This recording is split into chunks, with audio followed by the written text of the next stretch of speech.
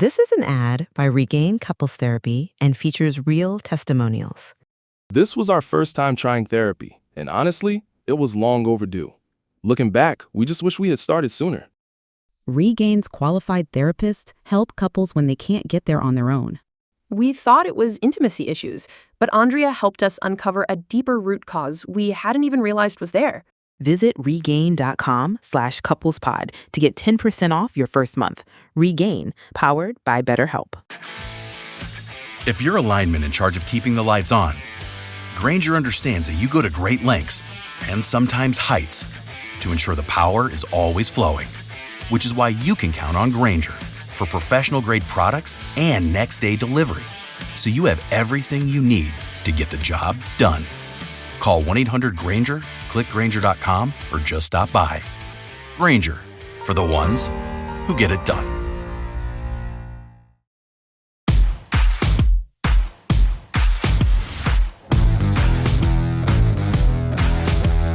Welcome to the Dogs Podcast with your hosts, Blake Reneker, Justin Charles, and Josh All.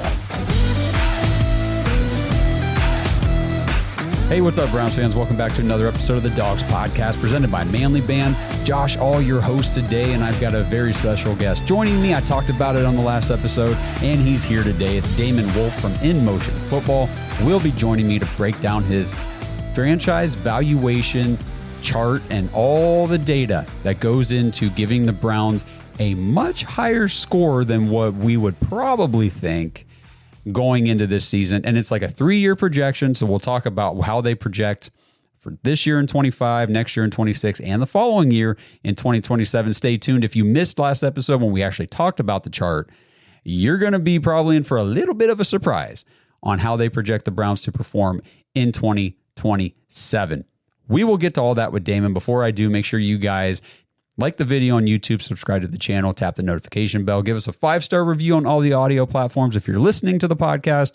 And if you want to play fantasy football with us, we are almost, we're over halfway through July. We're heading into August. The deadline will be mid to late August for fantasy football signups because we've got to divvy up the leagues. We got to set the draft dates and we got to go. It's almost the NFL season. So head over to jointhedogs.com, become an official Dog Pack member on the Patreon page. It's just $5 a month to join the Patreon.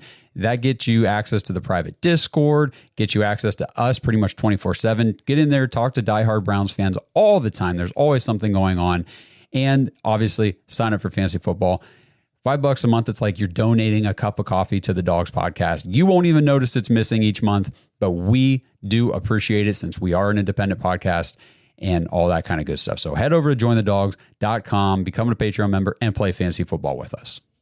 All right, guys, like I mentioned in the opening, I'm joined by special guest Damon Wolfe, the founder of In Motion Football. If you guys want to check it out, go to inmotion.football, not .com, inmotion.football. Damon, welcome to the show, man. Glad to have you here. Thanks so much, Josh. I really appreciate you having me on. Yeah, we're excited to talk to you. So we did an episode a few nights ago this week, me and Justin, one of my other co-hosts, and we kind of previewed this episode. So we talked about the FV chart for the Browns specifically, kind of broke it down just to give all the audience an idea of what we're going to be talking about with you today. And I really want you to give the audience a background of In Motion Football, how you got started, what your goals and everything for the company, all that kind of stuff. If you can see, if you're watching the video today, if you're just listening on audio, I'm wearing my Believeland shirt. So this is going to be a more uplifting episode than what we've had to do recently here. Damon's going to give us a few things here as Browns fans to believe in. So excited to get this conversation rolling. But why don't you go ahead and talk about In Motion Football for a minute? Awesome. Thanks, Josh. Well, I started In Motion Football with the idea that the next generation of football coverage isn't louder, that it's smarter. And so, there's a lot of hot takes out there and, cutting through all that noise is a pretty difficult thing to do. So decided to start the company.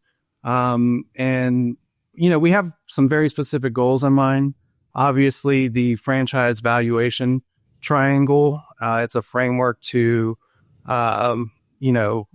basically evaluate the structural foundation of all 32 teams. That's our foundational content piece that we're putting out there right now, but we have other things that we would like to do as well. Okay. Well, that's exciting. I really do want to talk about this FV triangle and how you, like, what is the analytics and I guess just the data and everything that goes into creating this triangle, and then how do you break it down for each NFL team? So basically, it is a hybrid kind of model. So there are definitely quantitative inputs. And then on top of that, we add subjective analysis to bring context to the data and the numbers. And so basically the FV triangle stands for franchise valuation. And that's not like dollar signs or anything like that, but it's actually the value of the franchise with its structure that's in place. So there are 12 layers to the triangle. The 3 outer layers, if you can imagine a triangle, and I think you're going to have some graphics to put up. Yes, the graphics will be on the screen. Yep. Okay. So the triangle basically has 3 equal outer layers.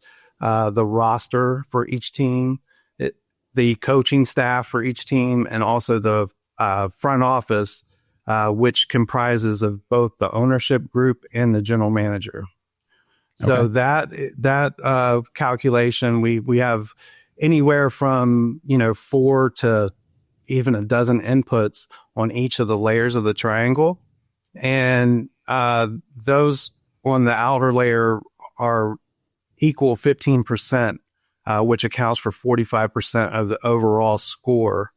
And then there are 9 internal layers, things like leadership, talent evaluation, salary cap, scheme, quarterback situation, development of players, even player satisfaction is evaluated. We call that player EXP or experience.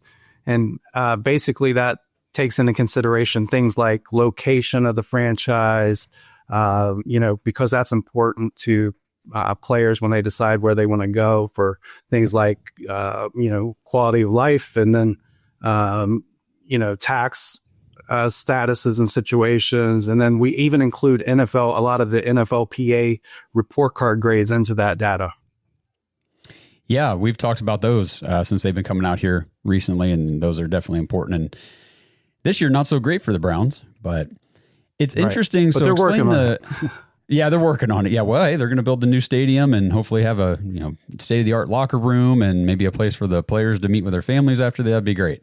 So I'm looking at the internal layers of this triangle, and again, I'm going to try to explain this verbally for the people just listening to the podcast on audio, but it's a little bit different, at least from what I would have expected. Like if you told me, okay, this internal triangle is made out of 9 different layers, and these are the different pieces of it. Which did from the smallest layer at the very top to the biggest layer at the very bottom base of the triangle, which layer do you think, or where do you think quarterback would fall? I, as a fan of football and doing the podcast and everything, would say, oh, quarterback has to be one of the bigger components, but actually in the triangle, you've got it up top and you've got it listed as 2%.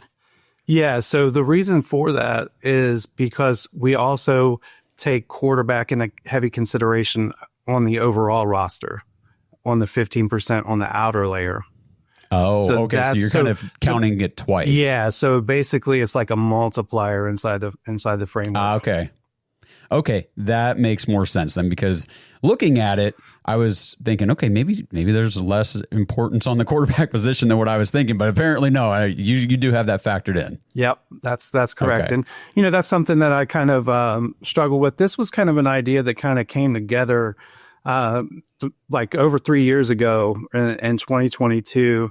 I had just gone through a pretty devastating business venture that kind of had me at a low point, and so. My love for football dates back to, my childhood. And so in my journal, I was kind of sketching out some stuff about, because in my background, I have an entrepreneur background, and, we kind of used a similar framework to evaluate businesses.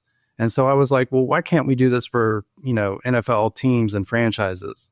So that's kind of where the idea originated. And it's kind of been a work in progress over the past 3 years. And that is one of the things that, I ultimately came to in deciding how to actually weight each layer and structure things. So I think that the quarterback as a multiplier kind of works out for us.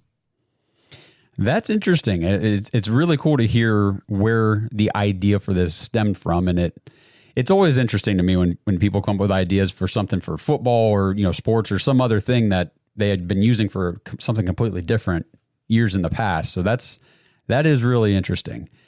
All right. So let's kind of hone in here for Browns fans, and let's talk about your FV score and the triangle and everything, your projections for the Cleveland Browns, because I will say when I first looked at this, and I think most fans would probably agree with me, not what I was expecting.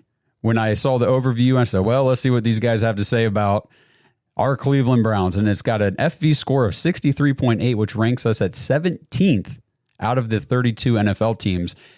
And I think I speak for a lot of fans when I say I definitely would have anticipated our ranking being a little closer to the bottom of the league, just given the current situation and everything. But you kind of push this out on a 3-year trajectory and all that kind of stuff. So why don't you break down the FV score and we'll kind of talk about that.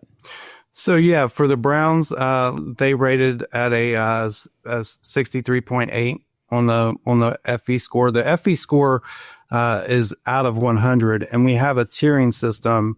And I think you will have the graphics there as well. But basically, all of the teams that score a 72 and above are elite. And then anything 67, between 67 and 72 are considered contenders. And then everything from 57 to 67 is considered mid-tier. And then 57 and below, we consider those organizations in rebuild mode.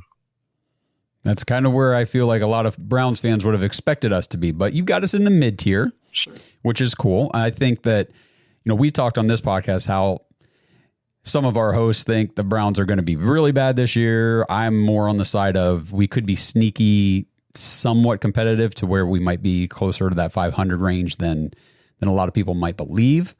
We'll see how it all plays out. The recent Quinshon Judkins news did not help, which we'll talk about in some of this stuff. But can you tell me real quick which teams scored in that elite tier, the 72 and above?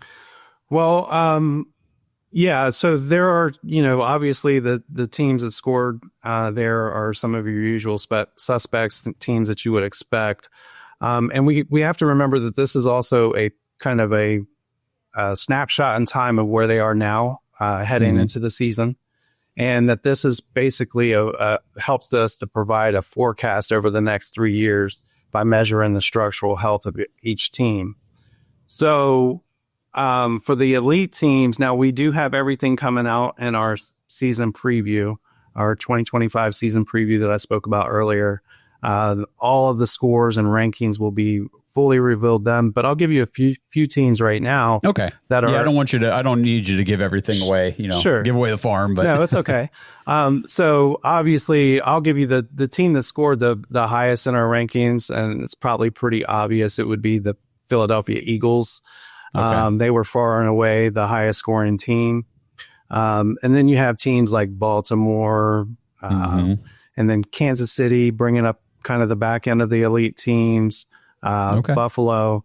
And then you get into some of the contenders, what I think is really interesting. Okay.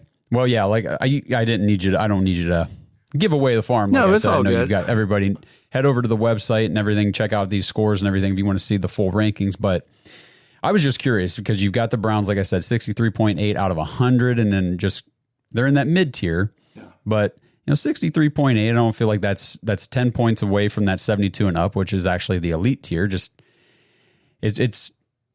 I was talking to Justin the other night on the show, and I said, as Browns fans and doing the podcast, we're so ingrained in the team. We follow this stuff, day in and day out, and it's easy to get caught up in some of the negativity that is surrounding certain pieces of the franchise. And then whenever you step back and you see an outside party do an evaluation like this, and it's nowhere near as doom and gloom as some of us may believe. It's like, okay, well, what are we missing here? Let's hear what these guys have to say, how they perceive the organization. Sure. So, the Browns, I consider what took place last season with the Browns more of an anomaly than probably, the results weren't a match for what they have actually built over the past few years. When you take a look at the quality of the roster overall, I'm really, really still excited about the coaching staff in Cleveland. I think that they have a sound structure in place there with Stefanski at the helm. I like Tommy Rees becoming the offensive coordinator. I think that, when you look at the Browns situation last year and what took place with Ken Dorsey and trying to make that whole Deshaun Watson situation work, in order for them to come out of last season and say, you know what, Tommy Rees is the guy, after the offense performed at a historically bad level the way that they did, I think that really signals that Rees was probably in a lot of those meeting rooms, voicing his opinions that were very counter to what was taking place in Cleveland last year with Dorsey at the helm. So I think that they are going to mesh pretty well, and I'm excited about the coaching staff. I'm excited about the addition of Mike Bloomgren on the offensive line as the offensive line coach. He is a very talented, down to earth guy that I think that the guys in that room are really going to be magnetized to his leadership and all of that, his style and all that kind of stuff. So. And then you got guys like, Jacques Césaire on the defensive line, who I think is doing a tremendous job developing young defensive linemen wherever he's been. And that's also been a strength of Jim Schwartz as well. So I'm very optimistic about the coaching staff moving forward. I'm optimistic about the approach that they seem to be taking this season. Heading into training camp, there seems to be the intensity has definitely been ratcheted up a bit, and I really like where they're headed. I think, on the negative side of some of the things going on in Cleveland, I certainly believe that there are questions in the overall leadership layer of the triangle. And, I have questions. This was a conversation I had on Twitter probably about a week ago with a Browns fan. And basically, I have the Browns rated, number one in the league right now for analytics, which, a lot of people do. That's not a surprise. Mm-hmm. But somebody was kind of, poo-pooing on that and saying, well, what's the point if, they can only win 3 games and, the disasters and all that stuff, which I get that. I really do get that sentiment. However, with analytics, it can at times cause you to get out in front of your skis a little too much with the information and stuff that you're trying to do, especially if you're being aggressive with it. So my question is, I don't think the issue is in the analytics itself. I think the issue is more inside of the leadership and who's actually getting to make the final calls on things. So I think that ultimately the Browns, they're kind of realizing some of this stuff as well. Hopefully from the very top, when I say very top, I'm talking Haslam, I'm talking Dee Podesta. So hopefully they are, there's going to be, I know we've talked about alignment being a big keyword and, trying to have that. And they've certainly made their attempts, but I think with the, decision to trade 3 first-round picks for Deshaun Watson as the key piece of evidence, that there may not have been total alignment on that decision. Even though, what they say in public differs from that. But ultimately it led them down a rabbit hole where they made some decisions that I think ultimately led to what happened in 2024.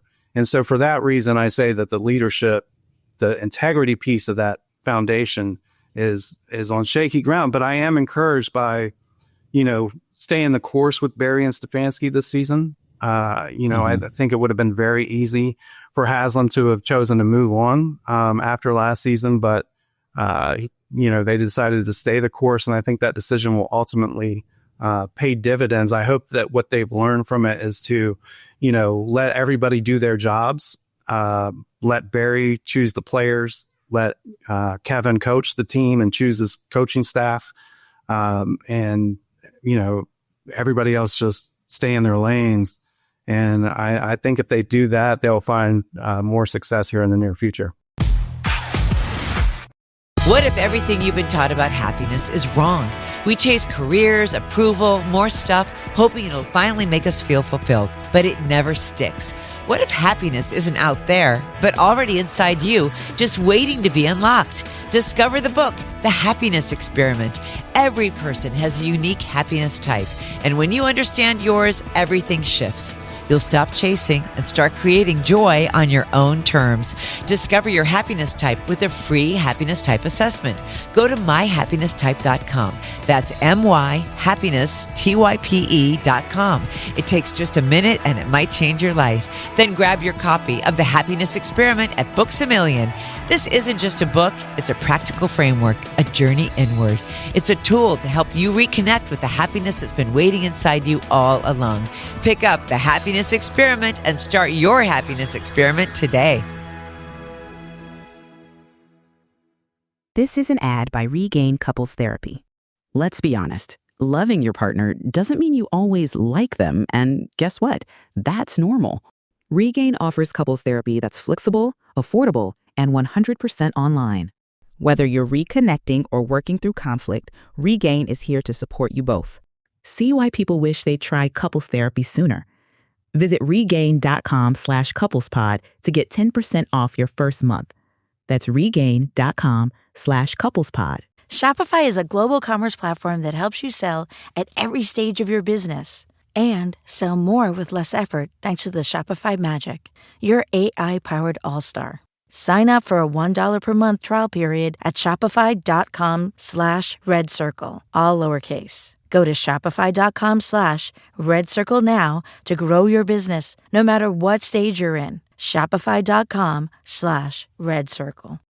This episode is sponsored by Manly Bands. Browns fans, head over to manlybands.com/dogs right now to get 30% off site-wide for the Founder's favorite sale. The founder, John, it's his birthday, and they want to celebrate the manliest way possible by putting his favorite rings on sale. And why? Well, I guess apparently nothing says happy birthday to John like giving a discount to you. Plus, use code CAMP25, CAMP25 to get an extra $25 off your order. So check out all the manly rings and things that manlybands.com has to offer. They've got chains, they've got groomsmen gifts, they've got barware, they've got all kinds of stuff along with the manliest wedding bands you're ever going to find.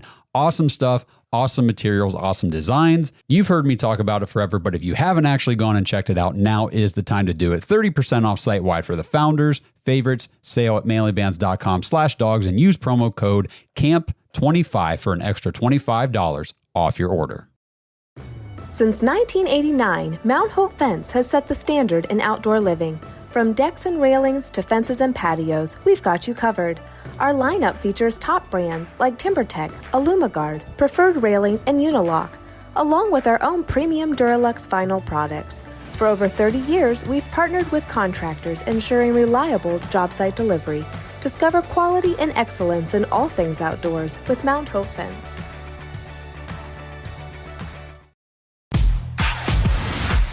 Yeah, I mean, I think the whole Deshaun Watson trade, I mean, obviously things would have looked a lot different. We'd be talking about it way differently if he played like he did in Houston.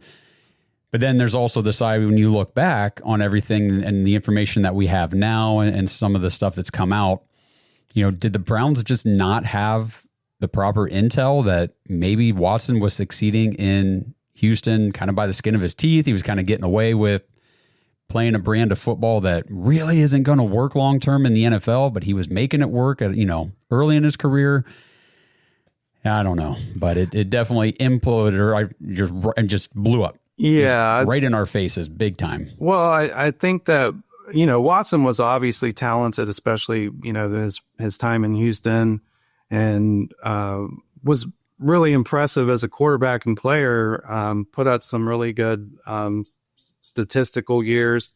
And so I don't think that the decision to pursue him was necessarily a wrong choice or anything like that. Ultimately, it turned out to be a bad decision. I think that there are so many factors, that they couldn't account for.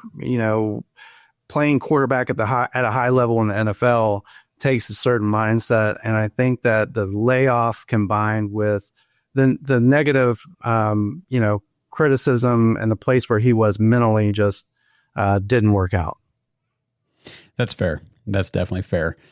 And then in your outlook for the Browns, I mean, sticking with the Deshaun Watson trade, you said that they may have been the only front office in the league able to weather the storm caused by that Deshaun Watson trade. So can you kind of talk about that and why you believe the Browns front office is maybe the only one in the league that could, come out of this still standing? Yeah, I would say, if they're not they're one of the very few. I think that ultimately, they built a great team around, a few positions withstanding. You go back to the roster in 2020, 2023, what they did. Certainly they have, talent across the board. So Andrew Berry has done some nice things in acquiring players via trade, has made some nice signings, has also done a decent job drafting, especially when you consider the fact that they lost the 3 first-round picks. That's true. So they've still been able to acquire talent, and, the coaching staff, I think, is, he's a 2-time coach of the year. So, I don't know too many other GM and coach combinations that would have been able to keep their jobs after what took place. Some would argue that that's just kind of the Jimmy Haslam way. I mean, Hugh Jackson went 1-31 and still kept his job for a 3rd season, which was insane. But no, this is definitely a different situation. Kevin Stefanski, we like Kevin on this podcast. We're big Kevin guys. He's definitely been able to do a lot with some craptastic situations that he's been handed in over his time here. And, he's overall, it's been pretty impressive what he's been able to do. And we talk all the time, whether fans like or dislike Andrew Berry, it's hard to argue with the fact that while we watch other teams, I mean, you look at like the Cincinnati Bengals, they can't sign their best pass rusher on defense. The Steelers are having trouble with TJ Watt. Some of these other teams, they got to, the Packers cut Jair Alexander. Meanwhile, the Browns have extended every single player on this roster that they've wanted to keep. We haven't had to cut anybody for financial, reasons. We haven't had to trade anybody off because we can't extend somebody. I mean, they traded for Jerry Jeudy last year, extended him. They gave Myles Garrett the biggest contract ever. That's, non-quarterback this past season. They've kept, Delpit, and, they've extended, I think they extended Ward under Barry. They extended, Njoku and all these other guys, the linemen, and JOK before he got hurt. I mean, just they keep the players they want, and they're still able to make the cap situation work despite what they invested in Deshaun Watson and what he's eating up, which is really impressive. Yeah, I definitely believe the Browns, one of their strategic advantages is the way that they are able to do things under the salary cap, and their creative structuring of contracts and the things that they're doing in that regard that allows them to actually keep a lot of their talent on board. And they do a really good job of identifying guys early and paying them. And I think that's a huge critical piece. So, I know I've certainly given a lot of praise here to Stefanski and Barry early on, but they are certainly not faultless as well. And there are areas where, they need to improve. But overall, I think that they have the makings to be very successful and to be here long term. Yeah, well, and they did just get their extensions, before the 2024 season and all that kind of stuff. So it makes sense why they're just sticking and rolling through this season. And then a lot of Browns fans wonder, hey, if it's another 3-win season and it's just garbage every week like it was last year, I mean, are these guys really going to keep their job? But you guys, you've got the Browns projected for 7 wins in 2025. So coming off the 3-14 season, moving up to 7 wins this year. And we'll just kind of mention here. So you've got strengths and weaknesses listed for this team. On the strength side, it's defensive line. It's the 2025 draft class. It's the analytics usage, which we just talked about, the future draft capital, and the play callers, which we already kind of talked about with Kevin and Tommy Rees. So going back up to the defensive line as one of the strengths, under Jim Schwartz, like you mentioned earlier, yeah, it has typically been a strength. We think it can be. I want to hear your opinion on the defensive line, because I would be more in the camp of it could be a strength, but I hesitate to call it like a full strength so far. We got Myles Garrett, obviously, but after that, it's a lot of, I hope this guy works. I hope this guy can step up. I hope, this guy can develop and that kind of stuff. So talk to me about the defensive line from your perspective. Okay, hold on 1 second here. I had something pop up on my screen.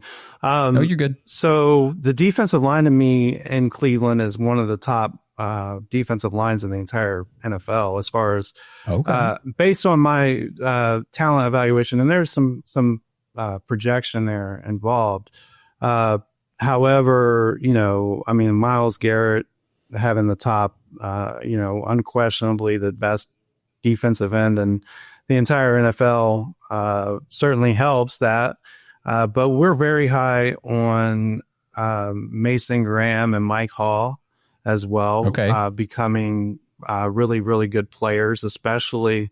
And so when you really take a look at this is where the kind of the layers in the FE triangle come together, because you take the talent that you evaluated on film from college, and then you put them into, and you marry them up with who's going to be working with them in their meeting room, and that leads to Jacques Césaire, which we talked about earlier. Mm-hmm. So I think that really helps their overall development and growth as players, and I think that you'll see some really special things out of those players very soon on the football field in Cleveland. And then, we're still really high on Alex Wright. Alex Wright is still a young player. I know he missed a lot of time with injury last year and is coming back from that. But, if you take a look, I think at his last 7 games, a full 7 games played, I think he's got something like 5 or 6 sacks in those games. So, if you project that out, what does that look like? And then Isaiah McGuire might be the most slept on defensive end in the league, the way he played last year, especially in the run game. And I think that he has another level to unlock as a pass rusher as well. So talent is there. And then you add on guys like Tryon Shoyinka, who's coming in as a free agent from Tampa Bay. The guy was a former number 1 overall pick, or a first round pick, not number 1 overall, but first round pick. And I think that he had some more utilization problems in Tampa Bay versus his talent. So I think that in Jim Schwartz's wide 9 scheme, that he will be able to line up on the outside and go after the quarterback. And I think that's going to be a role that he feasts in. And, then you also have guys as far as depth goes. I mean, when you're talking about having Shelby Harris and, Mike Hall and Jawan Briggs as your like 3rd, 4th, and 5th guys in the D tackle room, that's pretty deep group. And I think that they're deep across the board, both at the, end and interior. And, ultimately, I think the Browns have made a very calculated decision to heavily invest in the depth at those positions versus other positions on the roster. I mean, you look at tight end, you look at wide receiver. I think all of Cleveland would want there to be a little bit more in those 2 rooms. However, they're pouring assets. I mean, they're really, really investing heavily into the defensive line, because those guys will see more snaps ultimately than a 4th or 5th defensive end will see more snaps on the field than a 4th or 5th receiver. Right. And that goes to the next strength that I want to talk to you about, the 2025 draft class, because we had Travis Hunter sitting there. We could have taken him. We could have really bolstered that wide receiver group. He would have easily been, the number 2 receiver probably on this roster, if not, making a case for number 1, depending on how Jerry Jeudy, if he can repeat that breakout season he had last year. But They didn't. They decided to, like you said, invest more in the defense. So they traded. They got some future draft capital. They got an additional second-round pick, which we used, and we'll talk about that here in a second. And then they took Mason Graham, like you just talked about, with the defensive line. So the 2025 draft class, talk to me about that being a strength for the Browns, and has that changed any since this came out based on the Quinshon Judkins arrest that came out last weekend? So that's a very good question. So first of all, my background is kind of how I kind of got started in football was, through draft coverage, my love of the draft. And I've been doing that for about 7 or 8 years now, where I evaluate draft classes and put out, stuff and information in regard to that. So for me, this draft class was one of the highest scoring classes in the league based on my rankings of where I had players. So the Browns took 6 of my top 90 players overall. So very, very productive draft class for them. Even though I could argue with perhaps the Dylan Gabriel pick being where he was chosen and, ultimately picking 2 running backs in the same class. But, based on the actual value of players that they have coming in, I really, really, really like it. And then your question about the actual Judkins piece to this, yes, that was put out before we had this information. So it does change the calculation a little bit, or at least throws a wet towel onto that whole trade, because I did love what the Browns did with the trade with Jacksonville and being able to still get a top, a blue chip player in Mason Graham, and then get a additional second round pick, which ultimately turned into Judkins, and the first round pick in 2026. Thought it was a phenomenal trade, and that is the specific reason that I feel the Browns won the draft. As far as the overall draft class, I had them ranked number 1 in regard to that. So the Judkins things doesn't help. It's unfortunate, but it doesn't change the fact that I think they made the right decisions there. Yeah, that's what we talked about too, was, at the time when they made the trade and then that's who they came away with was Judkins. It was like, wow, okay, we just got our new lead back. I mean, this guy could be a legitimate, bell cow running back in the NFL. We were very excited all the way up until obviously the arrest and everything. But it, like you said, it is a wet towel. It's not a damning type of thing yet, because we got to wait for the legal process to play out. Got to wait for the NFL to go through their, investigation and all that. He could end up getting, I've seen people speculate that he could get suspended for 3 to 4 games, 6 to 8. I see people speculating he's done. He'll never play. I think that's pretty unlikely. I think it's more of we're kind of thinking 6-game suspension, then he's probably back in there. And I mean, I'm not trying to just kind of shove aside a domestic violence situation, but we've seen a lot of these, unfortunately, in the NFL. So we're just kind of using the precedent that has been set to, speculate on what could happen here. Yeah, for sure. It's definitely an unfortunate situation. And I definitely think that he's probably going to miss some time as a result. All we have to do is look back to last season and what happened with the Mike Hall situation. So unfortunately, the Browns are probably going to be without him, or he's not going to be much of a factor the first half of the season. So that is one thing that I'm really looking to see what they do to adapt there, because I think coming in, Judkins is critical to what the Browns want to accomplish, especially early in the season as they get a quarterback comfortable. If that person's going to be a rookie quarterback, especially, you're going to be relying heavily on the run game and your defense. And so not having your number 1 option heading in just isn't an ideal situation in a season where the first half of the season is so tough with what you're up against on the schedule. And also, this thing can't fall apart and collapse and during that first half and Kevin Stefanski and Andrew Berry keep their jobs, because what will end up happening in the locker room is, this is just a repeat of last season. And the team gets down, and then, you're looking at a really, really ugly outcome. So I'm interested to see what they do.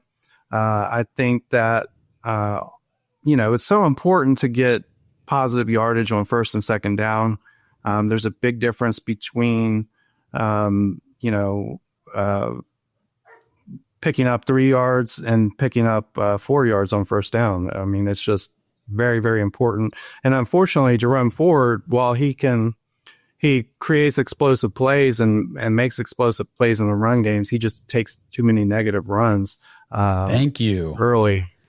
Jeez, So- I feel like anytime I mention anything negative about Jerome Ford, I got 1,000 Browns fans coming at me saying he averaged 5.4 yards per carry last year. He was excellent. I'm like, then you didn't watch the games. Yeah. He's behind the line of scrimmage more than anybody I've ever seen. The negative plays, if we run on first down, and it's going to be at least 2nd and 10, if not 2nd and 12. Yeah. Yeah. Get him in space and he can hit the home run. But he strikes out way more than he hits a home run. Yeah, and you need a lot of singles and doubles.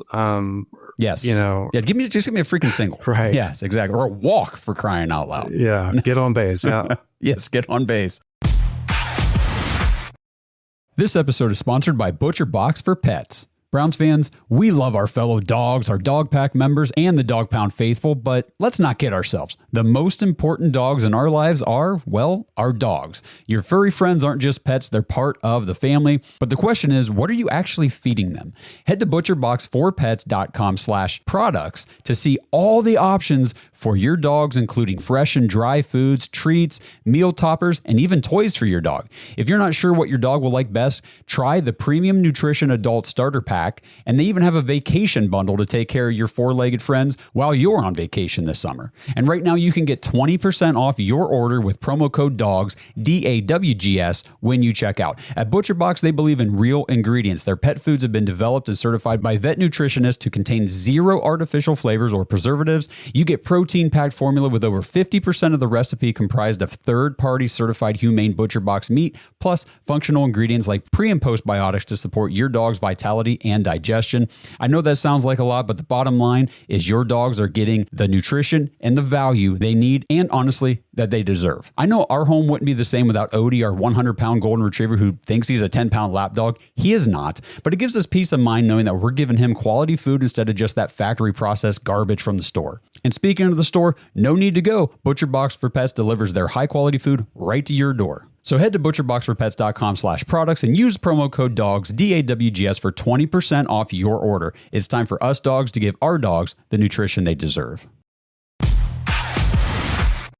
So kind of transitioning, we just talked about the draft class. You said we had 6 of your, top 90 players. There's obviously one of those specifically that everybody wants to hear you talk about. So looking over at the weaknesses, I'm not going to push back on any of these. And we joked the other night and said they must have had a list of about 25 of these and they had to narrow it down somehow to get 5 on this sheet. But you got aging offensive line, future dead cap or dead money on the cap, NFLPA grades, talked about that. Wide receiver depth, talked about that. QB uncertainty goes into the outlook that you have here, the statement that I really wanted to read here. You say, we expect Shedeur Sanders to become the starter soon, and we project him to perform well enough in the Browns offense to question taking a quarterback early in the 2026 draft. Tell everybody why Shedeur Sanders could be the Cleveland Browns' answer at this position finally. Well, first of all, I want to state, during my draft process, he was my 27th ranked player overall. So where was he on the quarterbacks? Quarterbacks, he was number 2. Okay. Behind Cam Ward. I was quarterback, a first round pick. Okay. Yeah. So I was all in on Cam Ward, and I thought that, if the Browns could have had any way to trade up for him, I mean, they were so close to. I was there too, buddy. I was like, come on, just go get Ward. I want him so bad. So close. But however, I do think that Sanders has a lot to like about his game. Obviously it's been talked about at great lengths, but what I see when I watch Sanders on the field is number one, just the accuracy and the ability to throw with touch. He can put the ball exactly where he needs it to go.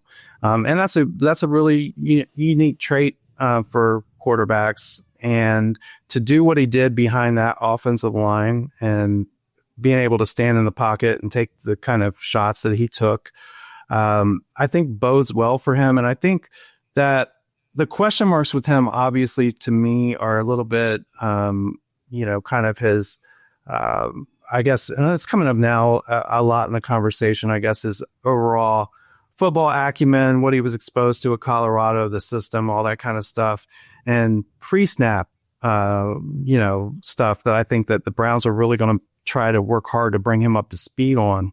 I think where he excels is the post-snap and the picture he gets in his head after the snap at the top of his drop, and being able to identify, where to go with the football and get through his progressions. So I do think he has a lot of stuff, a lot of natural talent. He's not that overall athlete that you would love to have. He's doesn't have the arm talent of Cam Ward, but I think definitely has enough. And I think he's more of a quarterback, in the sense of like a, Montana Brady. and I don't, I'm not putting that expectation on him. I'm just saying, like, the things that make those guys really good, I think Shedeur's got some of that. And those guys weren't the most athletic, players running around back there, but they actually, highly accurate with the football, can process and go through their progressions. Yeah, I talked to, I don't know if you know Jake Burns from Browns Film Breakdown on Twitter. Absolutely. But we did an episode and we talked about Shedeur, and he likened him a couple times to Brock Purdy, just in the makeup of the quarterback. Doesn't have the strongest arm, not the most athletic guy. He's not going to come out here and wow you with his athletic ability or anything like that. But he's accurate, he's smart, he can identify, he can process, and he's in a system that helps him be successful. And I think that does sound like the Browns, maybe just not on the level, obviously, that the 49ers can do it. But again, we just have not seen Kevin with a quarterback that's really capable. He's been with subpar quarterbacks pretty much the entire time he's been here. And, we do have a lot of hope for Shedeur, for sure. Yeah, and you should, as far as I'm concerned. I mean, I think what happened in the draft process, obviously everybody's not privy to all that information, and a lot of it's been speculated on and reported on. But at the end of the day, I think that he is a good match for the Stefanski offense and what the Browns want to do offensively, and I think he's going to turn some heads in training camp.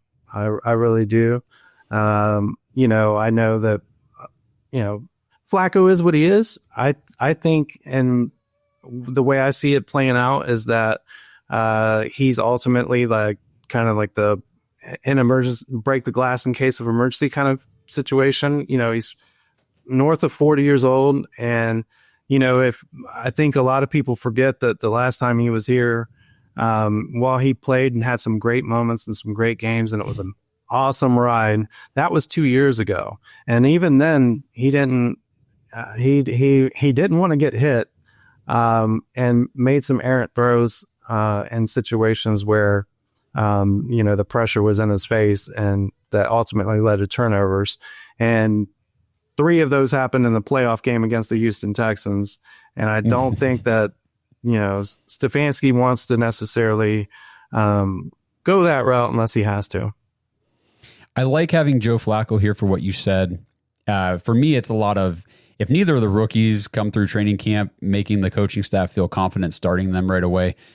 Okay, we can roll with Joe. He can at least make us competitive for the first stretch of the season. We've seen him before. The fans love him. It'll be at least exciting. Is he going to turn the ball over? Yeah, it was 2.5 on average, I think, turnovers per game when he was here before. Not ideal, but that is Joe Flacco. That's the Joe Flacco experience. What's your take on Kenny Pickett? Do you think the Browns are going to roll into the season with all 4 of these quarterbacks on the roster? Do you think that's feasible for training camp to get anybody really ready? Or, I don't know. There are people that are really high on Kenny Pickett and what he could potentially be with Kevin Stefanski. And then there's people like me who just does not see him ever being a viable starting option. Yeah, so for me, when they've announced the trade for Kenny Pickett, I was kind of like, oh, what are we doing here? I thought, definitely I thought it was, he was going to be the backup plan as far as like competing for the second or third spot. However, that said, I do believe that if anybody can maximize Kenny Pickett, it might be Stefanski. There are aspects to his game that I think that they are attracted to, mainly his, mobility, being able to get out outside of the pocket. I think that where Pickett just really struggles is from within the pocket. So, I can see, if you're looking at Pickett as a game manager, we're going to run the ball. He's going to take care of the football, pull out some games the way he did in Pittsburgh at the end, kind of with the few clutch performances, stuff like that, make big throws in big moments. That is something that they, are attracted to, but ultimately I don't really see how Kenny Pickett is going to beat out Joe Flacco or Shedeur Sanders for that matter. And then what about Dylan Gabriel? I feel, so if you go back and you look at the OTAs and the minicamp, they gave Gabriel first team reps with Kenny Pickett. I mean, Joe was kind of sprinkled in there. Obviously, he wasn't getting nearly as many reps because he didn't need them. They know what they got there. So it felt like they were evaluating those two potentially for the starting spot. So what you said Dylan Gabriel obviously was the 7th guy the Browns drafted, the one that was not in your top 90, I'm assuming. Right. So give me just a quick breakdown on him and why you think Shedeur will pass him up in training camp. Yeah, so don't get me wrong, like Gabriel, I'm not trying to discount him when I say this, but Gabriel, again, he's another guy that I think that Stefanski in particular is attracted to a lot of his qualities. His movement skills, his footwork, his ability to process. His ideal role to me is that Brock Purdy role where he's like the distributor, point guard of the football team, where he's just distributing the football. He does have accuracy. He's got more of an arm than people will give him credit for. But at the end of the day, his success would be more of an outlier in the league based on his height and his size. So at the end of the day, to me, he's kind of like the most gorgeous, 5'2" model, that, is absolutely beautiful, but just not tall enough to, walk the runways.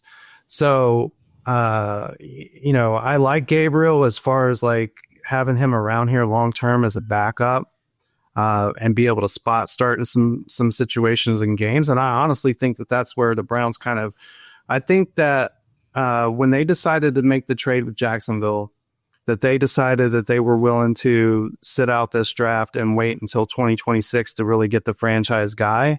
And in the meantime, they were going to go ahead and take Gabriel to allow him an opportunity to have a year under Stefanski and then try to take their franchise quarterback in 2026.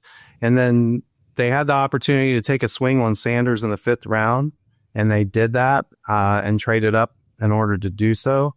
I think at that point, it was too good of an opportunity to pass up. So we'll see how it all works out, but it does give them flexibility. And whether or not Sanders works out as the guy this year, I think that they do want to have Gabriel around for the long term to at least be in that spot starter kind of backup role. It's interesting. I kind of feel like they may have fallen backward into a potential answer at quarterback with Shedeur in the 5th round.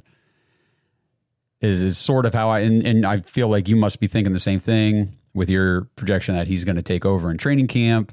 So when you say that you expect him to become the starter soon, what is soon? Is that week 1? Is it week 6? What are you thinking? Well, so obviously I feel that the talent is there. It just depends on, like I said, how well he picks up kind of a lot of the pre-snap stuff that they're going to try to teach him and bring him up to speed on, and just learning and picking up the offense and being able to manage the huddle and get the play calls in accurately and all that kind of stuff. So just the operation in general is what I would basically say. How well he handles that is going to be a big determining factor.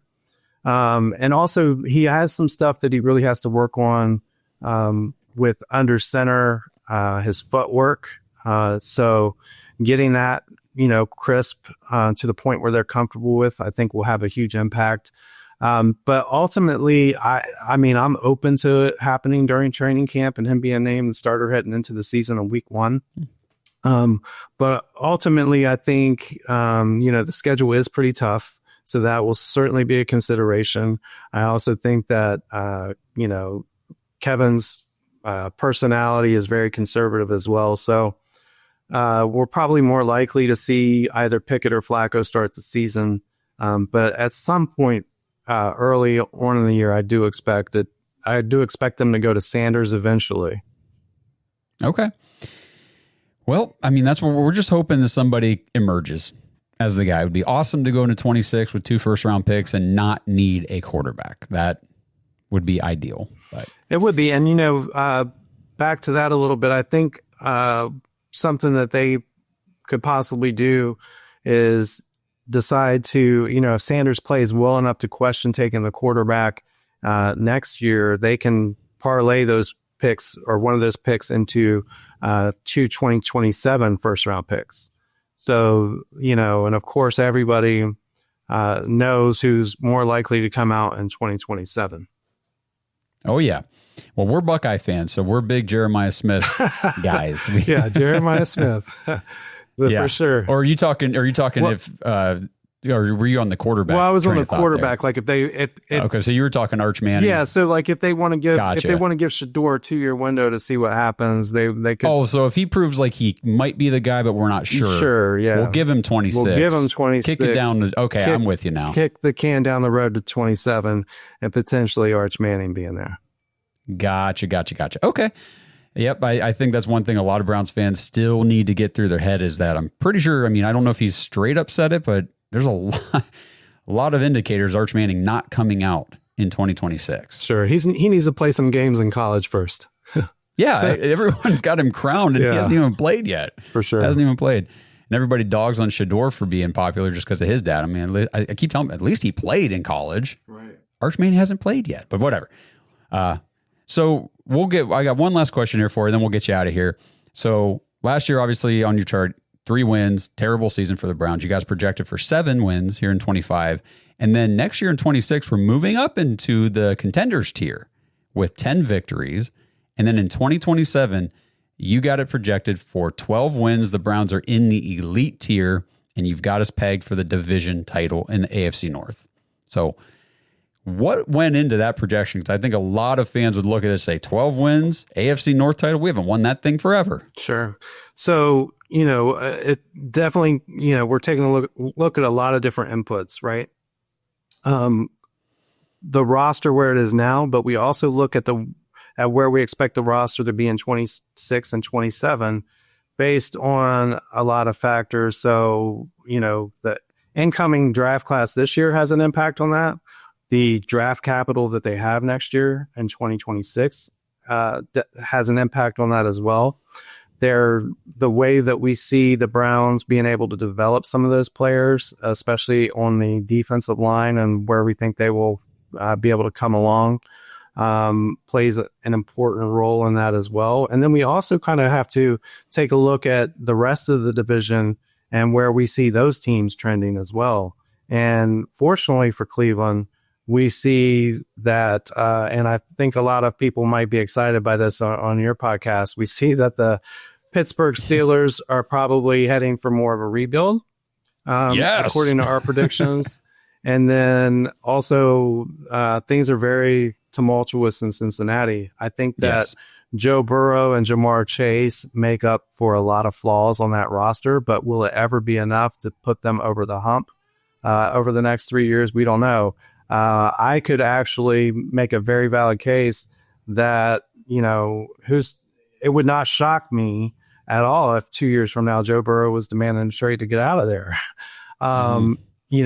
That's one scenario that could play out. But they're in a tough spot with Lamar's going to be good for the next couple years for sure. But we ultimately see the Browns kind of being able to overtake them in the near future. Well, that's encouraging. And that's what I was talking about at the beginning whenever I said you're going to give us some stuff to believe in. And that would be so exciting to watch the Browns come back up to the top of the division and overtake those teams. That would be so cool. It would for sure. Hoping your projections come true, man. Really hoping this stuff comes to fruition. This is great. Awesome. Yeah. I tell everybody with the franchise valuation, think of it kind of like a credit score for NFL teams. And it's looking at the 3-year outlook overall. Another thing that we take a look at is we call it assets under contract. So, how many of these players are under contract, through 2027, and take a snapshot of that. And that's an actual data input as well. And it's something that, with this whole system, it's not like I'm not the smartest guy in the world. I come from a scouting kind of, I love to evaluate players, that kind of stuff. But I needed something to kind of help forecast how teams are built and how, moments and events play into the trajectory of franchises. Yeah, it's awesome. This is super interesting stuff. And I really appreciate you coming on here and explaining everything and talking about the Browns FV score with me and all this kind of stuff. Again, everybody go over to inmotion.football. That's the website, inmotion.football. Check out everything that Damon's got going on over there. I really appreciate you coming on here and talking to us. Follow him on Twitter too. Follow him on X and check out everything you're doing over there. Appreciate it. They can follow me there at NFL in Motion. And then also stay tuned. We've got the 2025 season preview getting ready to drop on Monday. That will have all of the 32 teams, FV scores and rankings, along with breakdowns of all 32 teams. That sounds great. Everybody go check that out. Damon, thanks again for joining us. Really appreciate it. Thanks, Josh. Appreciate you having me on. So I hope you guys all enjoyed that conversation with Damon Wolfe from In Motion Football. Make sure you head over to his website, inmotion.football. Check out everything that's going on over there. Appreciate you guys tuning in. As always, drop it in the comments. What do you guys think about this FV chart, about the franchise evaluation that In Motion Football gave to the Browns, the 17th ranking out of 32? Do you think is that too high? Do you guys agree with the way he broke it down for the Browns over this next 3 seasons? Do you think we hit that 12-win mark in 2027? I know that's a long ways away, but this is the kind of stuff we're going to talk about right now. And it's just really cool to hear everything that goes into all of the projections, all the data, all the analytics, and all that kind of stuff. It's really interesting stuff, at least for me. I don't know. Maybe you guys don't get all hot and bothered by stats and numbers and stuff, but I do. You know that if you watch the show. So again, jointhedogs.com if you want to play fantasy football. Get in now. Signups are still going on for about another month. You got about a month to get in there and sign up. But the longer you wait, the closer you run the risk of not making the cut for a league. So get in now, secure your spot, and you'll be good to go. So jointhedogs.com. Thanks again for tuning in today. We'll be back with another episode soon. Until I see you guys again, let's go Browns. Thanks for listening to another episode of the Dogs Podcast. Make sure you subscribe on YouTube and follow us on Twitter at the Dogs Podcast. Get your thoughts on the show at thedogspodcast.com.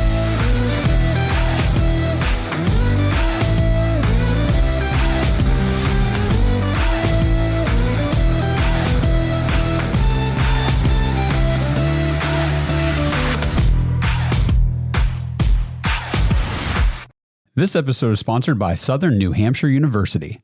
Browns fans, I can't tell you guys how many people I've known over the years who have missed out on job opportunities simply because they don't have the right degree or even have a degree at all. I mean, these are people who otherwise would have been perfect for the position they wanted, but they got turned away simply because of educational requirements. If you've ever felt stuck in a job you didn't enjoy, or you felt unqualified or unable to advance your career due to your lack of education or experience, heck, maybe you even have a degree, but now you feel like you chose the wrong major, Southern New Hampshire University could be the answer for you. Go to snhu.edu/bark, B-A-R-K, to learn how you can get started today. SNHU has programs in psychology, cybersecurity, computer science, sports management, game development, data analytics, and finance. SNHU is one of the largest online accredited universities in the United States, and their programs are radically affordable. Their online tuition rates are some of the lowest in the nation. And you might even be eligible for financial aid or have prior college credits that could fast track your degree at SNHU. And because networking is everything, your courses are taught by faculty with real world experience.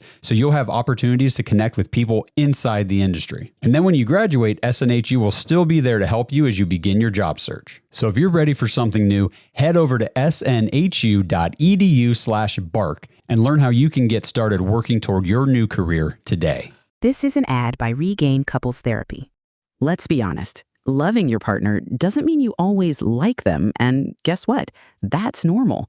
Regain offers couples therapy that's flexible, affordable, and 100% online. Whether you're reconnecting or working through conflict, Regain is here to support you both.